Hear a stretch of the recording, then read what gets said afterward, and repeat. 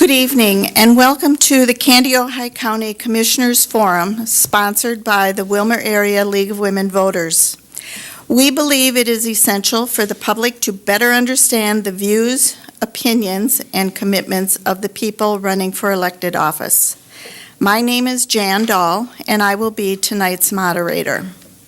The candidates are Steve Ammann, Doug Reese for the 2nd District, Roger Imdek for the 4th District, and Harlan Madsen for the 5th District. Tonight is unique since there is only one contested race. Therefore, the format is a bit different.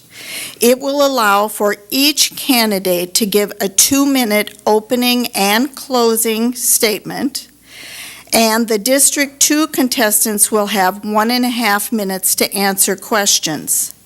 The unopposed candidates will have 45 seconds to respond to questions if they wish. We will begin with opening statements, and Steve Ammann will begin with you. Well, thank you very much, Jan, and thank you to the League of Women Voters for their continuous work on getting people involved in government and their local officials and who they're going to have sitting in the position. Again, my name is Steve Ammann. I'm married to Heidi Ammann. I have 3 kids, 3 children, and I have 2 grandchildren. I have a passion for public service. I want to be your new county commissioner for District 2. I have the time to commit to the job. For 30 years, I've owned a small construction company, and I have recently semi-retired. This position will require teamwork, not only with county staff and fellow commissioners, but most importantly, the citizens of this district. How do we empower you, the people? Well, by having open, transparent government is the best thing. The more we can get people involved and trust government, the better response we're going to have working with everybody and the way government will work. To accomplish this task, I want to also add that I'm approachable. I'm a good listener, and I think I'm a good communicator. I know all about hard work, that's nothing new to me, and getting the job done. I will not be spending 2 years as a non-contributing county commissioner. I'll get up to speed right away. And I've been in the public for approximately a little over a decade. I've analyzed budgets, I've dealt with labor issues, I've dealt with government mandates, and I've been effective on adopting new policies and revising existing policies. Therefore, I'd like to be our next county commissioner. Thank you. Thank you, Steve. Doug Reese, we'll hear from you next. Thank you, Jan. Thank you to the League of Women Voters for holding this open forum. I would like to say that my experiences in both the private and the public sector place me in a unique position to make a real difference for Candy Ojai County.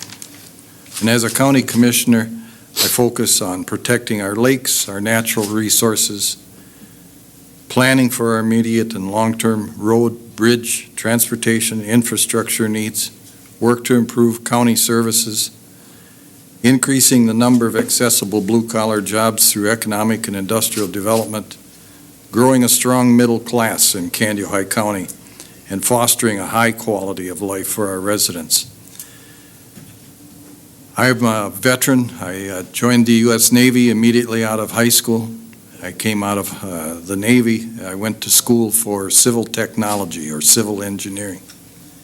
I then went to work for the Minnesota Highway Department, which today is MnDOT, and I worked on the Hennepin-Lyndale Tunnel and the surrounding bridges doing the surveys and construction inspection. From there, I went to work for the city of Hutchinson and then the city of Willmar, and working in the engineering department, drafting, designing, surveying to develop infrastructure within our community. I then went to work for the Christian Labor Association, and I worked for them for 36 years. I also have served on the 4th Ward City Council from '87 to 2012. I was chair of Labor Relations, Community Development Committee, and Mayor Pro Tem. The boards and commission positions that I currently serve on call for me to have a vision for the future, develop strategic plans, collaborate with other like organizations, develop budgets, even in some instances, develop plans to market services. I also find myself working with other county commissioners from other counties. Thank you, Doug. Roger Imdeck, we'll hear from you next. Thank you, Jan, and good evening to everybody and all our people that are watching from their homes.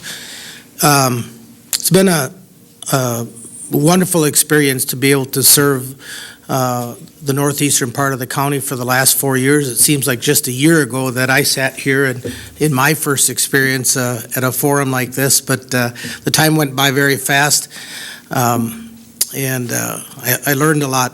A little bit about my background. We've lived at New London for 27 years. We moved here after I finished up, or was in the process of finishing up a degree at St. Cloud State University. I went to school to St. Cloud State as an adult after farming for some years, and then during the farm crisis of the 1980s, enrolled in school at St. Cloud State. We have 3 daughters, two who live in the New London Spicer area. And we have 5 grandchildren who fortunately also live in the New London Spicer area, and our youngest daughter lives in Minneapolis now. So I spent, as I said, most of my life farming. I was a dairy farmer in the late 70s, early 80s, then stopped out of farming for a few years when I went to school, got out of school, and I went back into farming, raising dairy heifers for 20 years. I got out of that business 4 years ago, about the time it'll be 5 years in February. And that allowed me the opportunity to spend time getting ready to run for county office. And also, I think it would have been difficult for me to be a commissioner with it. But I've learned a lot. I have a lot more to learn. Fortunately, the gentleman to my left here is a virtual library of information, county history, so I've learned a lot from Harlan and others along the way, but there's a lot more to do. Thank you. Thank you. Harlan Matson. Thank you. First and foremost, I want to thank my wife for supporting and allowing me to run again, and I would not be remiss if I didn't thank my family, because as a dairy farmer, I could not be doing this without their support. It simply would not be possible. So a very sincere thank you to them. Certainly thank you to the women voters, and I'm nursing a little sore throat, so excuse me a little bit at this point as well. But thank you for the opportunity to be present tonight. Why do I want to run for county commissioner again?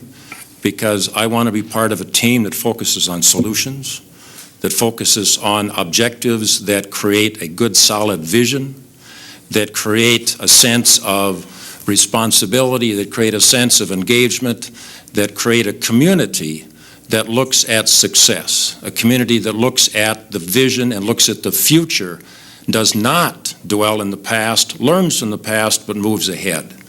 I want to continue to be part of a team that when we leave a meeting, we leave as friends. When we leave a meeting, we leave with a decision that is not divisive, that does not result in end runs, that does not result in polarization, that does not result in micromanagement. I will not be part of that.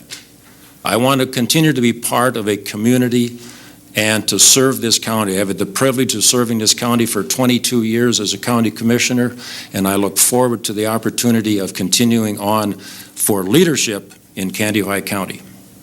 Thank you. Well, let's start out our questions, and the first one will go to Doug Reese. And it was in the paper today, so this is not going to be a shock to anybody, about landfill. Landfill users will now be paying fees almost 3 times the previous fee. In your opinion, would you consider it your priority to adjust it down for Candy Ohio resident self-haulers? I don't think we can do that. We need to be collecting enough fees to keep our landfill solvent. We're going to provide, what do you call them? The big, I can't think of it right now. Dumpsters. Dumpsters, thank you, Harlan. Dumpsters at the entrance so that they can dump their garbage there. It's an issue of maintaining the landfill financially and also safety. So, no, I would not be in favor of lowering those fees. Okay. I just want to clarify then, those dumpsters would be able to be used at no cost to Yes. self-haulers? Is that correct? I don't recall. I don't honestly recall. You know, I don't know, Jan, if you want, Okay, whatever sure. order. The previous was about $9 for 100 pounds, now it's $27.95, I believe, for 600 pounds.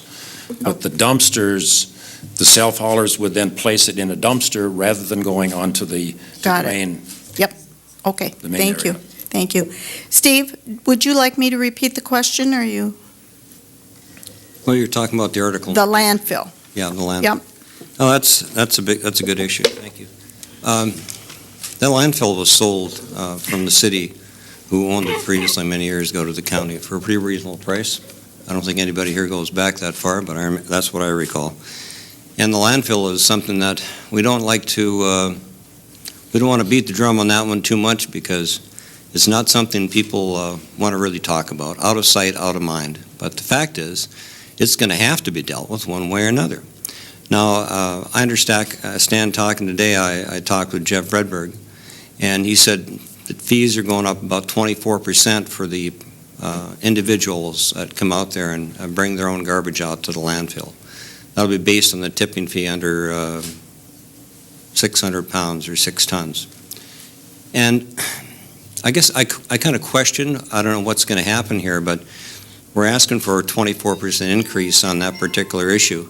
But I think the long-term goal, when I read the paper, what's going to happen is, what the county commissioners are trying to do is somehow limit the amount of garbage and refuges coming into our landfill because of the limited space, and want to extend the useful life of the facility.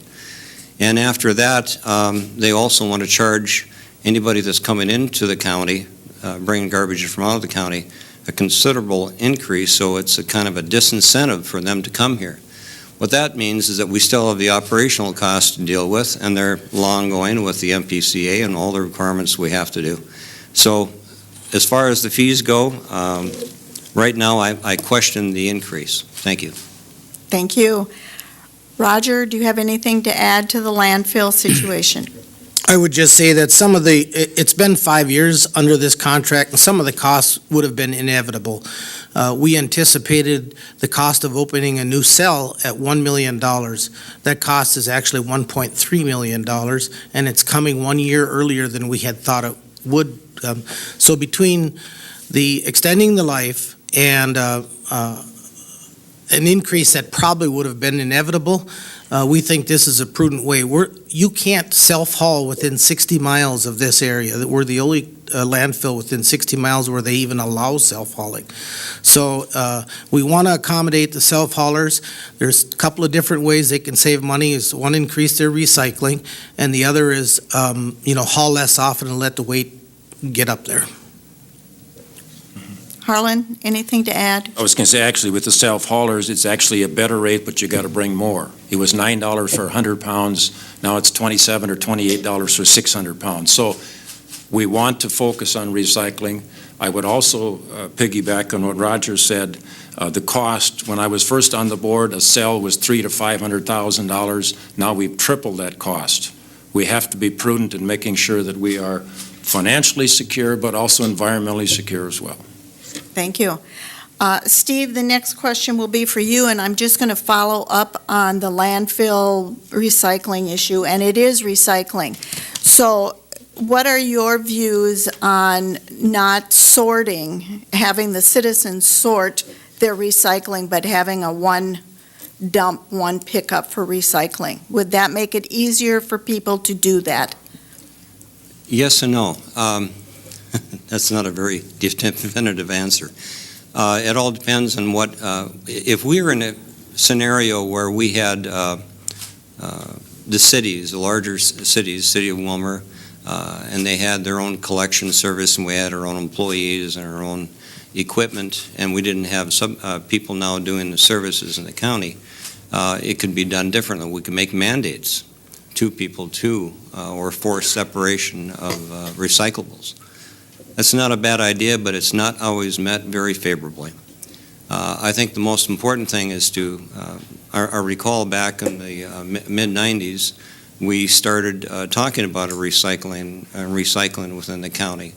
And the county stepped up to the plate, and we started a recycling program. I remember sitting on that board and the city council liaison. It was a good step forward.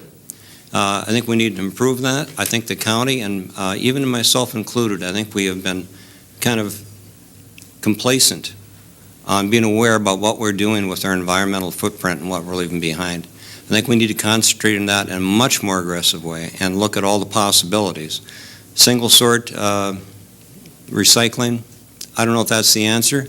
Right now, I think the most important thing is to look at it, study it, consider going another way if possible. If we can make it profitable, that'd be even better. But the key thing is cut down on the environmental impact to our community and make that landfill last as long as it can and keep the costs down for the customers. Thank you. Doug? Single sort, we've discussed that before between ourselves as the county board. I have also gone to the city of Hutchinson, and McLeod County does single sort. They also serve a number of other counties. And from what I understand, the cost is more than doing the already sorted as we do it now. And rather than have the cost go up, I'd rather stay with the procedures that we have in place now. The other concern would be contamination of different types of recyclables. And what I mean by contamination is soda pop cans mixed with newspaper, the soda that's left in the can, or the beer, or whatever it might be. You get contamination of the materials, and you get less payback on the recyclable materials when you sell them. So right now, unless there's some real strong evidence that we should be considering it, I would say stay with what we have now. Okay. I'd like to Harlan? add just very briefly, the landfill, household hazardous waste, recycling, all is lumped in to one single aspect. Right now, and has been for quite some time, Jan, the recyclable price is deplorably low. We are actually costing, it's the right thing to do, but it's costing us between $300,000 and $400,000 per year to recycle, because the price of plastic, aluminum, and so on is so depressed. If we go to a single sort, it is estimated from I can decipher that we would anywhere from 25 to 35% increase in our taxes just to pay for the recycling. It's the right thing to do, but we got to figure out different ways how to do it. Roger? It's probably my constituents who contact me the most about single sort recycling. And I'm the one who brings it up on a regular basis. And I do understand the challenges with the cost of the equipment that it would take for doing the sorting, and balanced against what Harlan said, the value of the product. For now, and I think a better future for us would be a way to turn it into energy, but it wouldn't be a big enough feedstock in itself. You would need to have something else, such as tires or plastic, or like farm plastics or something, to add to that feedstock in order for it to happen. So there's a future there, but it's not today. Thank you. I promise I'll get off this topic, but not right now. What are your views on privatizing the county recycling center to make it more efficient and user-friendly? Doug? Oh, my goodness, I've never heard that one. Privatizing recycling. Well, it was an agreement 20 years ago to bring the solid waste assessment fee into being, if I'm not mistaken. And that solid waste investment fee pays for wells, monitoring wells, and other costs at the sanitary landfill.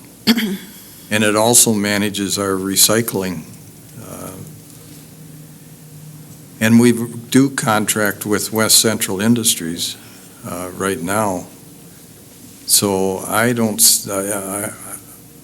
haven't seen any information that would tell me that it's good or bad. So to make a judgment on that right now, I'm not certain that that would be fair.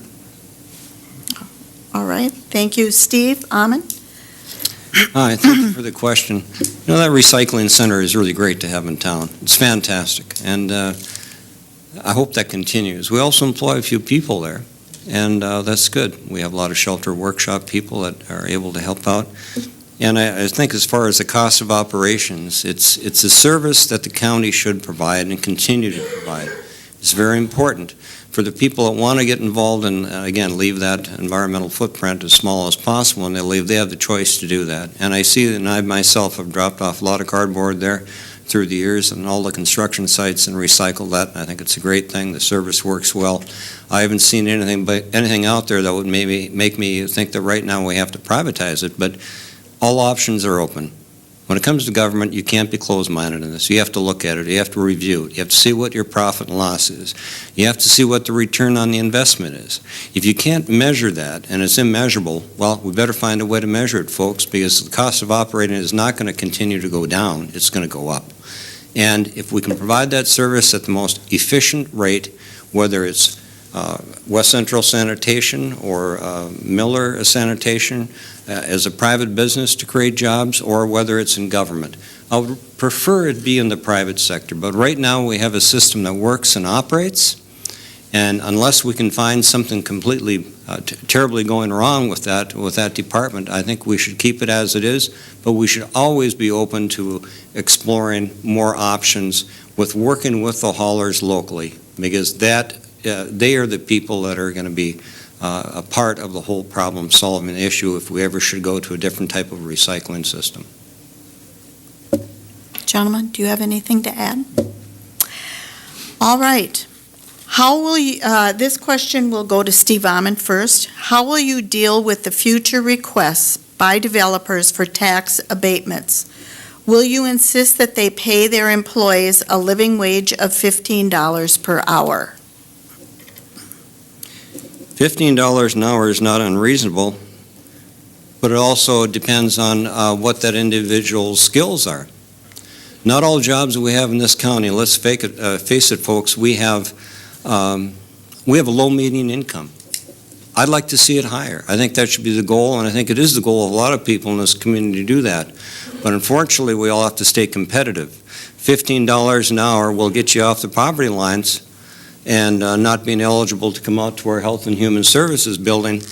But we have to think outside the box when it comes down to economic development and abatements, who we're giving it to, and how much can we tax the other citizens to take care of the other companies' indebtedness for taxes that we're abating.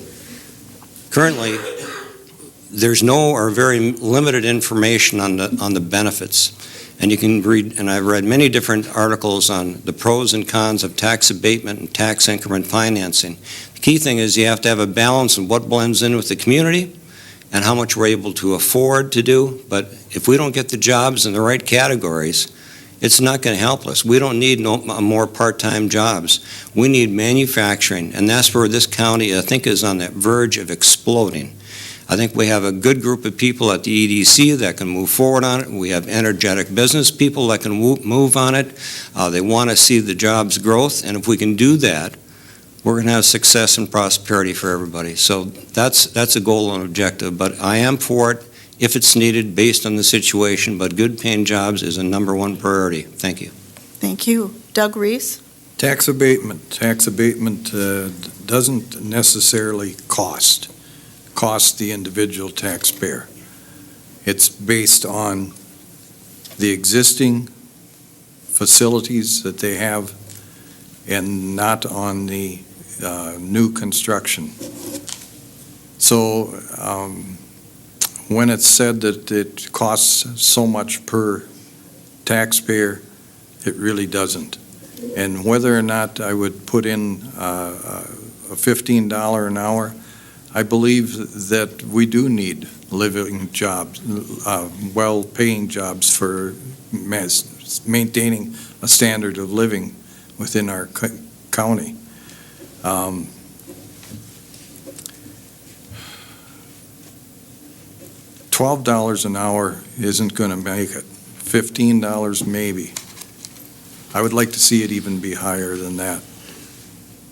And as a county commissioner, I would consider options for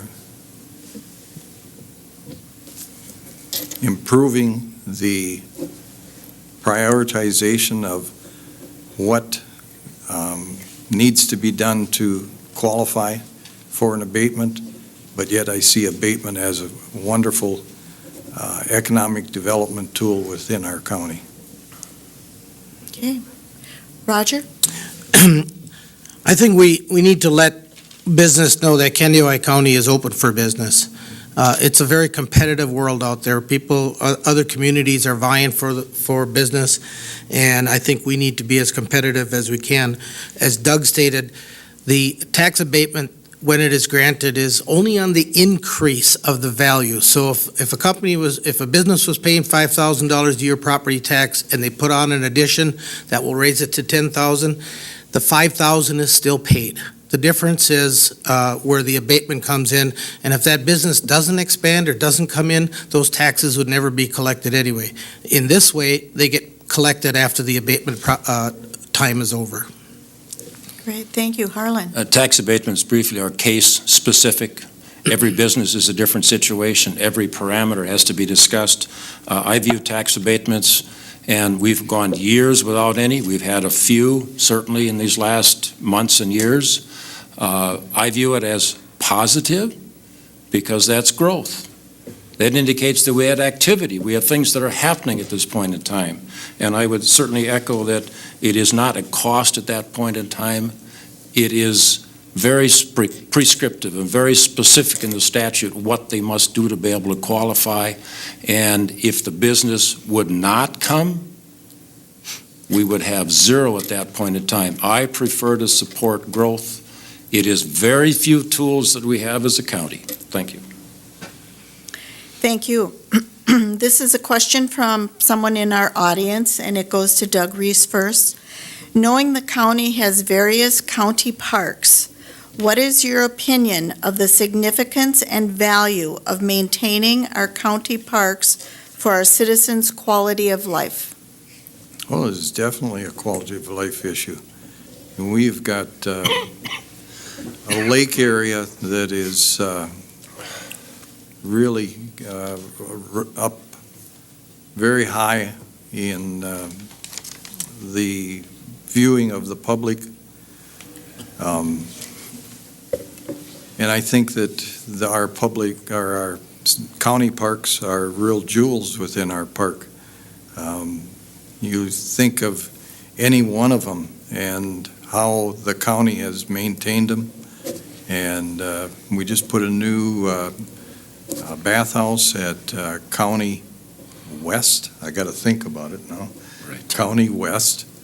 And we just put paved RV spots on Candioi County East. And those are highly used facilities. And we need to maintain them to a point that people will want to use them and keep using them. Games Lake is a real pearl. You go out there any one time and the park is full. You can't get in. And the beach is full. It's a real highly used beach, and the facilities are second to none. Thank you. Steve? Amon? Thank you. I've been out to Diamond Lake. I've been to all the county parks through the years. I lived here for 43 years, and yeah, it's a great thing to have. It's absolutely fantastic. The only thing I guess I'd like to improve on that is I'd like to have the water tested more frequently. You know, with all the nutrients coming into our watershed district right now, we have ongoing cases of algae and other sediment and contaminants that come into our water, and that's the thing we have to monitor. Right now, I don't believe the county monitors or takes tests of those swimming areas. We do at Robbins Island. I believe we have our hydrologist coming out from the wastewater treatment plant who checks that water. That's a concern of mine. I think maybe if we could, I think that'd be a thing to improve on, so we don't have an outbreak. So it won't give the county a negative if something should happen out there.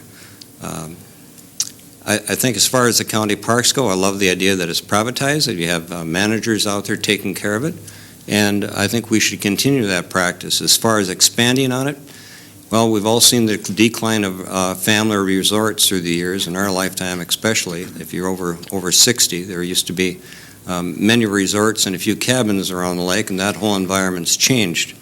As far as the services we can provide, I think to the people that request it, they come in from all over the place. It is a good economic development tool. But the best thing we have going here is our lakes. And when you come into Wilmer and look on over and see Robbins Island, it's a great sight. Thank you. Great. Roger? Steve mentioned the economic development, and as a small business owner located across the road from Sibley State Park, we have Three Sisters Furnishings out there. It is very, very apparent to us the importance of that tourism and what those parks mean to the county. Is people may or may not know that tourism is the second leading economic force in this county after agriculture. Pretty much the northern part of the county, New London Spicer, depends on visitors to the area for its economy. So we have not had the last park was developed about 50 years ago, and the pressure on those parks has increased immensely in the 50 years. So investing in these parks, I think, is a prudent use of public funds to help the local economy. Thank you. One comment. Thank you to the previous boards for having the foresight and the vision to protect that.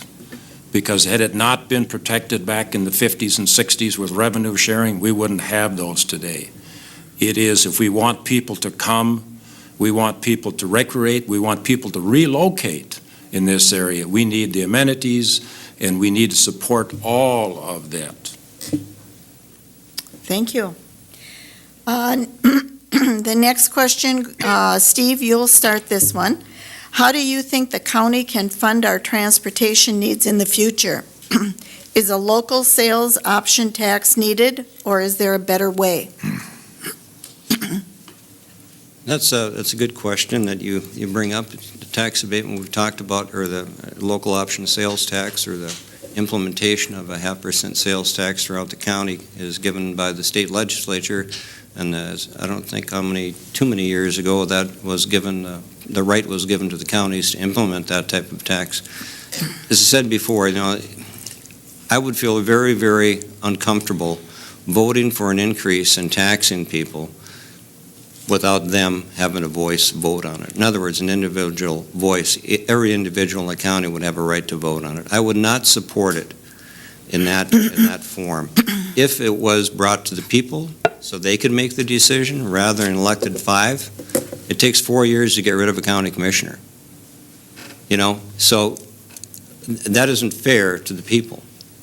So I would recommend that if that option is available, we better have meetings on it. We better have some analysis as to what the cost is of operating a 0.5% sales tax. For a business person to go in there and implement a 0.5% sales tax, it takes a lot of work. The QuickBooks programs, all the in-town, out-of-town, out-of-county, in-county, all has to be recorded, and it's a nightmare.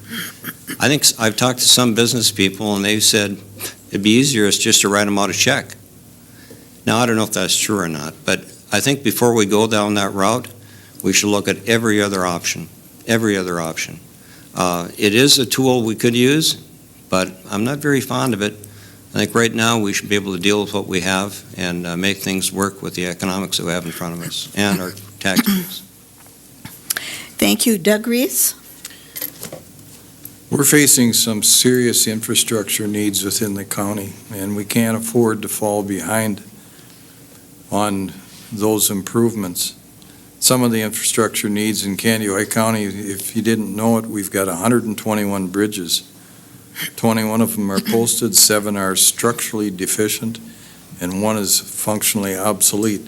We also have 100 miles of roads that are 50 years or older.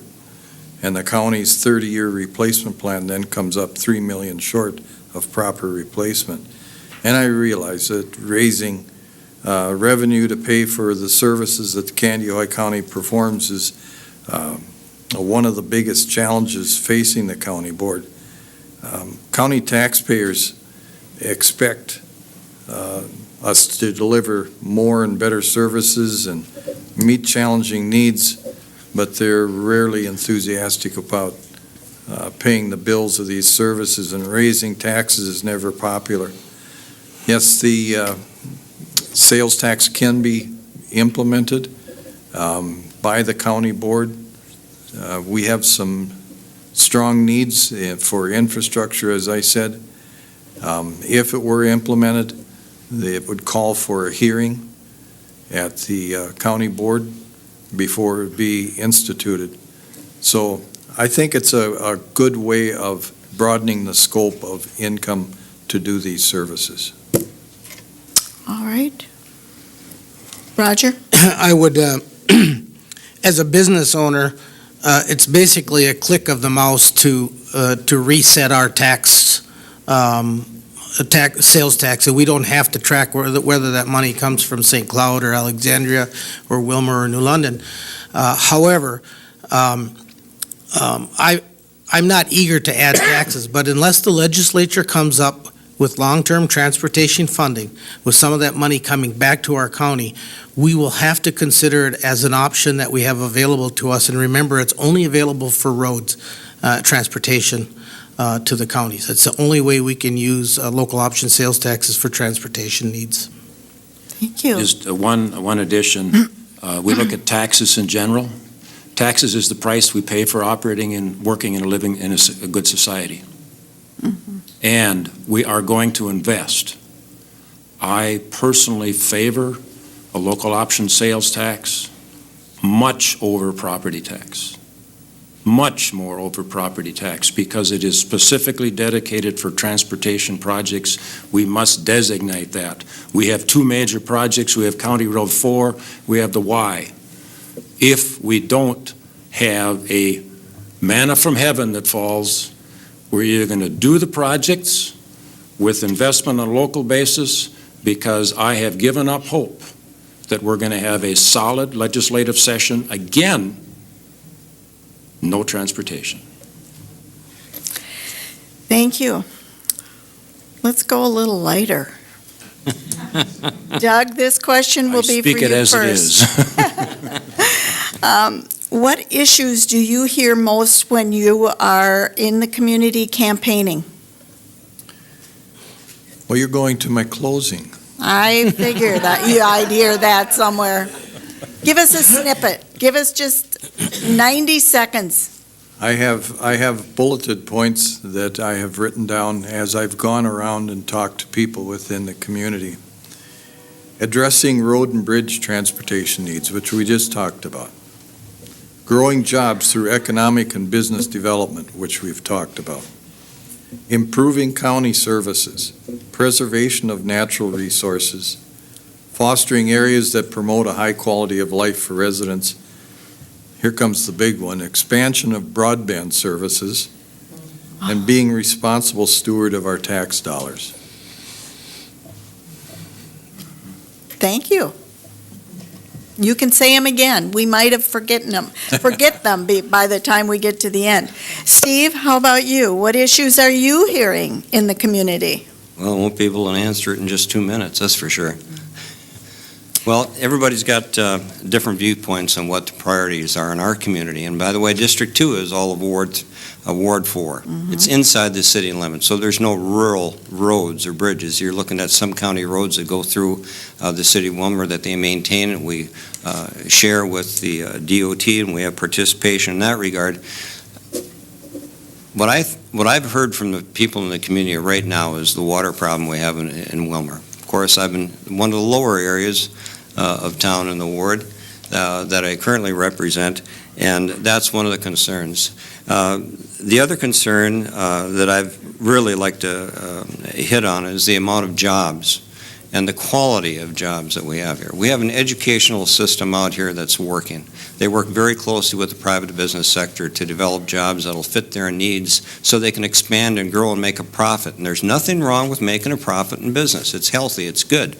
But we need to somehow work on creating the type of jobs that will not create an environment where they can't afford to buy a home, or needless to say, pay rent without being subsidized by the state and federal government and our local tax dollars.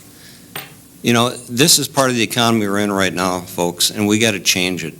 And it's going to take hard work, but more than likely, it's going to take a lot of dedicated individuals who want to commit the time and put the energy into it, and that means entrepreneurship. That's the direction we have to go. Thank you. Transportation and broadband. Echo, ditto. Okay, well, we've hit on transportation a bit, and honestly, I don't think we have a question on broadband. So, sorry about that, but let's go back to, and Steve, you will answer this question first. You already talked about water, the stormwater. Please discuss your views and solutions regarding the stormwater flooding in Wilmer. Well, stormwater has been an ongoing issue. It's been talked about, it's been researched, and the bottom line is it's going to cost a lot of money. Or there's other alternatives. Rethink what we're doing and where we're going. Right now, we have 36 feet of drop from the city of Candioi to the city of Wilmer. The watershed comes down here, and I've used a term in the paper that was not very fondly appreciated by one individual, but that's exactly what's happening. We're having a backflush or a backflow of water that goes down to Lake Wakonga and can't get back. The whole county ditch program is being maintained to its best efficiency, but it was designed in 1930. Since then, since I've been here in 40-some years, I've seen how the sprawl of urban areas and farm areas or countryside has turned into little mini developments, which has added more strain on our watershed. We need to rethink this, work as a group. I made a motion the other night at the city council meeting. Let's get together and have an informal talk. Get the professionals, get the engineers, get some of the old county commissioners around. Get some people to understand. Get the farmers involved. Get the county commissioners involved, and sit down and have a little coffee talk about how we can improve this. If we can do it incrementally, I think we can help resolve the problem. And maybe not 100%, but let's start attacking the problem. It's not just the city of Wilmer's problem. This is the entire watershed that needs to be relooked at. Thank you. Doug? Steve's right. On one part of it, Candioi High is much higher than the city. And the water comes down Peach Creek, and we get a tailwater effect, which causes the water to back up into the city. We've talked about this for years. We've talked about the Grass Lake project. The county let a project just this spring, which built a berm that keeps the Peach Creek water away from the city's water. As Grass Lake will be done next summer, there will be a separation between the city's water and the county's water. Branch B, which comes through Valley Gulf and comes out by the bypass, will be redirected through a 60-inch tile over to 23A where the city's water comes out, therefore eliminating that tailwater effect. We only have 0.6 of 1 foot of drop from 23A to Lake Wakanda. You aren't going to change that. So we need to be inventive. Bolton and Mink came out with a memorandum that was given to the City Council December 2nd, 2013. They didn't act on it. Why? I don't know. But there's solutions in there that needs to be taken a look at. Roger? As farmers, Harlan and I can both tell you that water is complex. There have been water wars that have been going on for over 100 years, and they continue to go on. However, a lot of what Steve is suggesting, it's not as simple as that. We have the Army Corps of Engineer, we have the DNR, we have conservation districts. It's just endless, the number of permits you would have to receive to make any major changes in water flow. And so it's not a simple fix. What we're doing in Grass Lake will help. It's combinations of many, many things. I want to say that the actual fall from Candio High is 76 feet. From the peak at the beginning of Peach Creek, it's 76 feet. From Cashwise to Wakanda, it's 6 inches. We aren't going to change that. Some of you may remember in the 50s, where the high school, or the Kennedy Elementary, where the high school is, there was a duck slough there. That was a duck slough at that point in time. Think of the changes that have taken place. We have to look at retention. Absolutely. We have to look at those types of things from a farming standpoint, a homeowner standpoint, a business standpoint. Significant changes have taken place within the city of Willmar. There's multitudes of water retention on our south end of Willmar right now. All of the big stores, the little stores, all have it. All right, one last question, and we're going to really hold you to the time here. What are your plans to increase mental health services in Candy, Ojai County? And Doug. Wow, now that's a tough subject. I serve on the Southwest 18 Mental Health Consortium, Woodland Centers, WCI, Pact for Families. They all serve mental health patients, clients. We have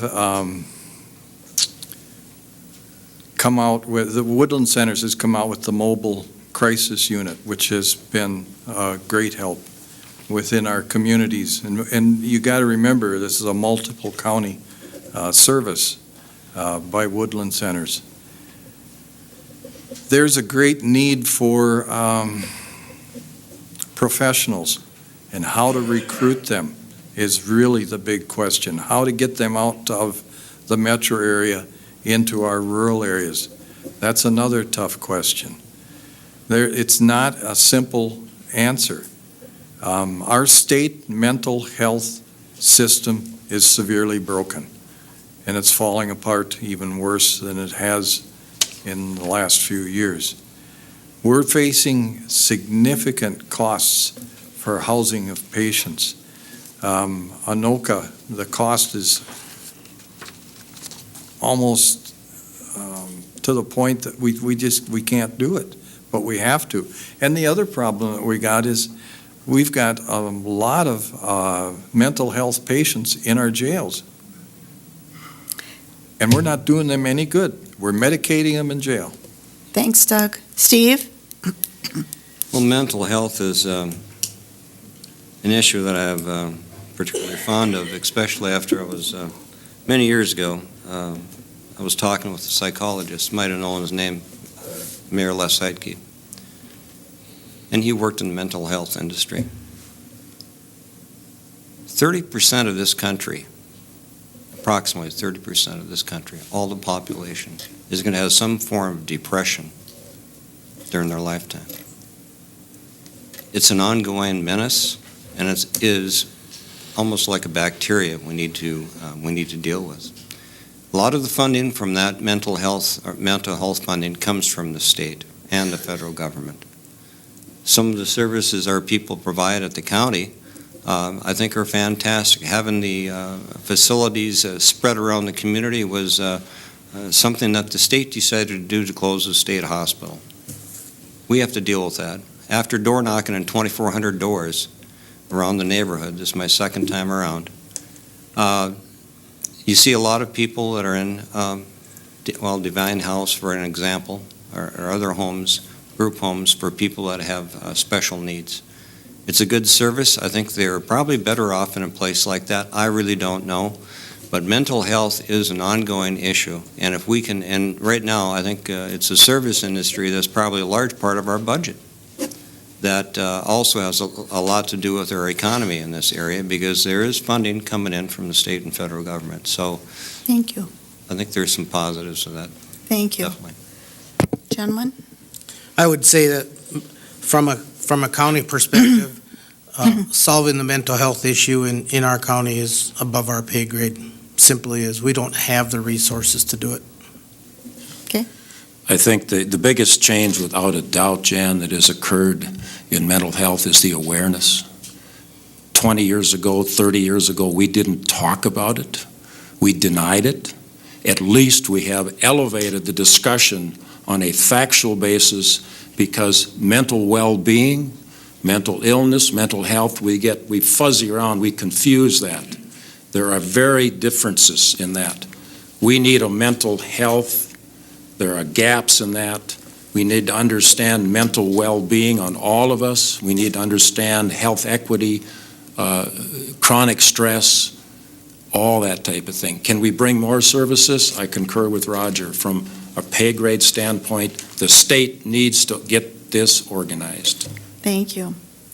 Well, this concludes the question and answer session of our program, and now we'll begin with closing statements that we may or may not have already heard. But Doug Reese, we're going to let you start with your closing statement.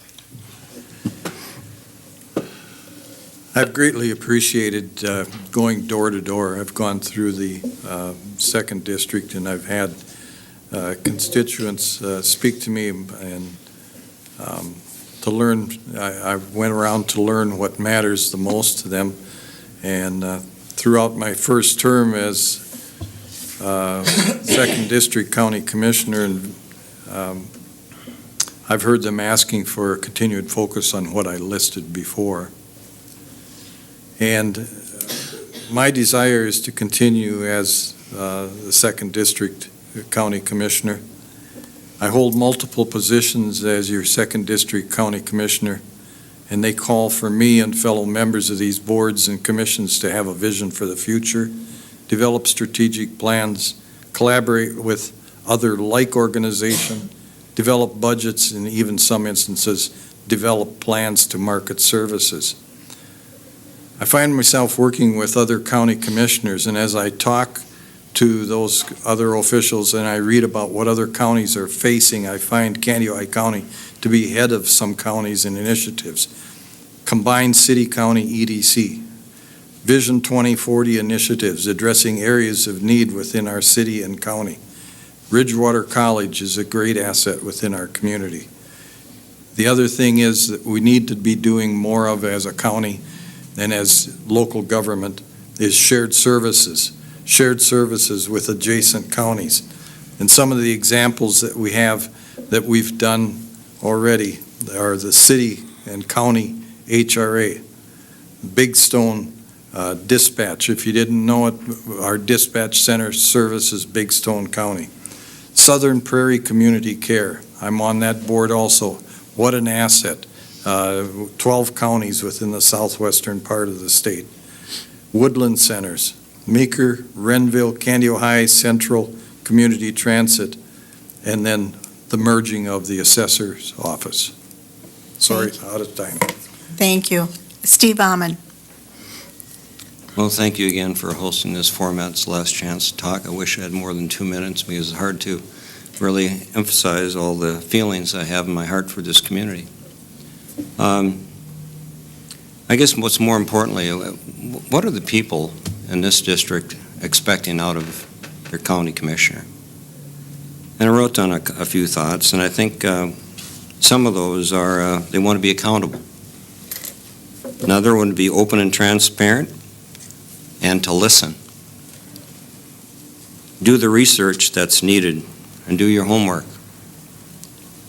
And most importantly, watch over their pocketbooks, watch over their money. And that brings me to one of the first things I'd like to do as county commissioner is work with the county board and the financial department at the county to make things accessible and transparent. I would love to see a more detailed expenditure of every line item that the county has, and if we can improve on that, we can improve on the apathy towards government that a lot of people carry in their mouth, and the taste is not good. We need to change that. We need to constantly work to improve the communication system between the elected officials and the people who we represent. They are the voice. They are the voice.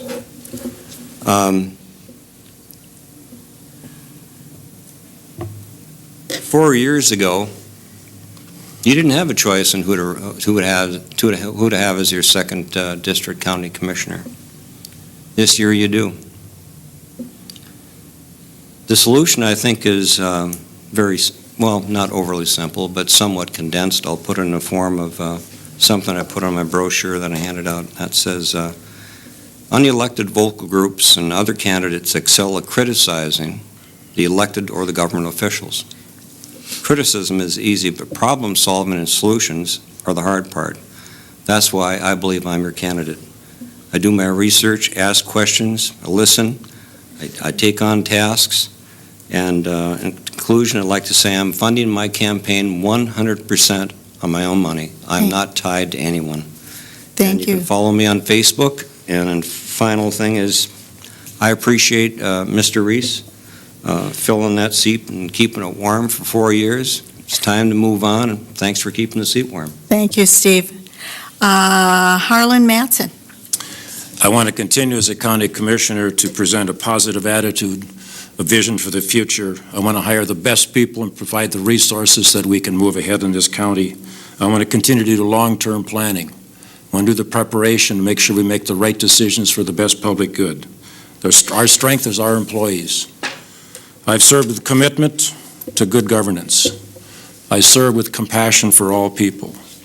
I present common sense to solve problems. I will continue to make decisions that are in the best public interest, and I will do that with the highest professional and personal integrity that I can possibly bring to the table.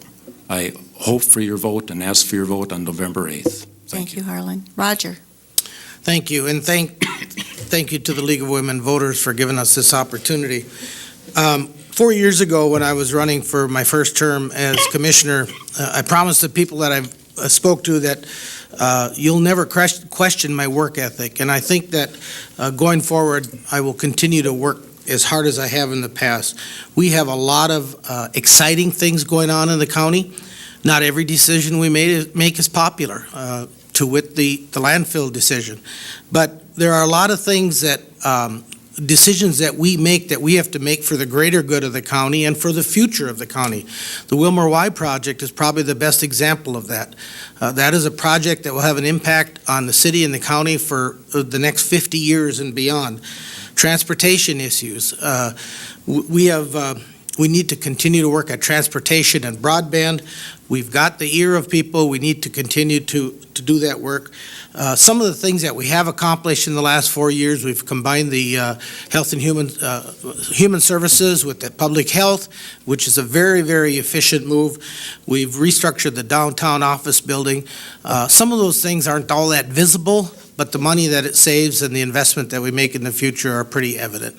So I think that going forward, we'll continue to do the work, continue to look at the future of the county, and I appreciate the opportunity to serve the county for another 4 years.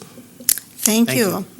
Thank you to all of you for your willingness to run for public office and then sharing your views with all of us tonight. Also want to thank RAC 8 TV, KWLM, and West Central Tribune for their outstanding work during this election season. You can view this program again, our listeners and our viewers, on demand on the city website, wilmermn.gov, and then KWLM, and the League of Women Voter Wilmer Area Facebook page will also have some information on this forum. In closing, the League would like to remind voters that in addition to voting for all the candidates that we will be having on the ballots, there is also a constitutional amendment that sometimes gets overlooked. Information on the amendment can be found on the Secretary of State's website, and it deals with who should set the legislators' pay. Remember, not voting on the amendment, just leaving it blank, is a no vote. So thank you to the candidates once again. Thank you to the Wilmer Area Leaguers that are present here tonight, and most of all to the viewers. This has been a busy time for us, and we don't want to kid you. We have actually loved it. It's what we look forward to doing election years. So every minute of our work now is done, and the rest is up to you, the voters. So please remember, November 8th is Election Day, and vote. Thank you.